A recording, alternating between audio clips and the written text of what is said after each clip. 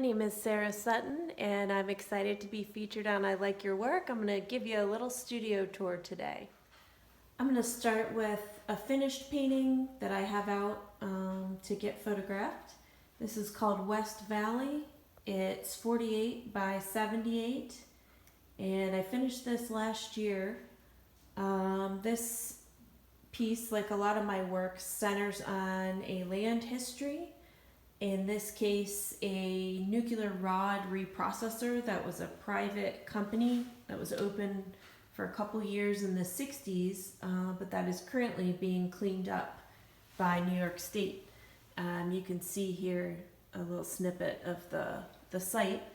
And my work entangles many different stories related to a site or an environmental situation, usually a bad situation, but not always. And it entangles them together into kind of a complex web.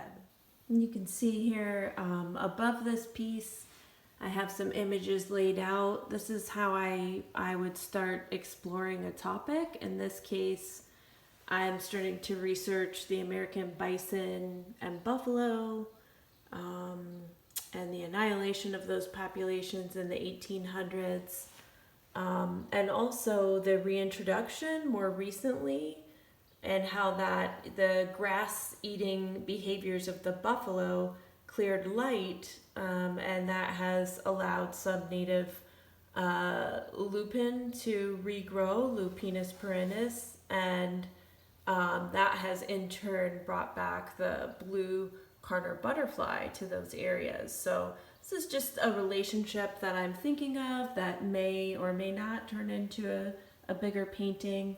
But this is kind of phase one when I have an idea. So this is my drafting table, and on this table I have ideas for a painting. It's a little bit, it's hard to explain, but about settlement, the suburbs, and the American landscape, the North American landscape. So this idea would be a little further along than just printing out images. You can see it includes some drawings I've been doing, some original ephemera.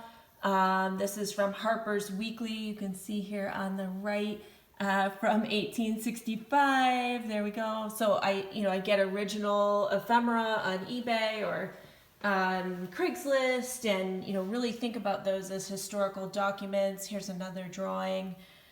So in this case, I'm ready to start considering this soon as a painting. And here you can see a model stand that I often use when I'm trying to figure out a composition. For me, composition is the absolute most exciting thing about painting. And I know for some people it's color, for some people it's texture.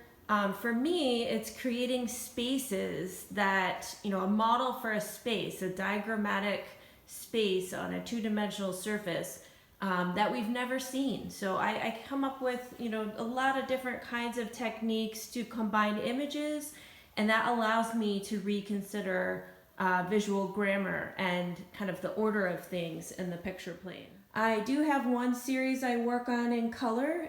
In my mind, it's a little bit more of a abstract portraiture, and it combines AI images with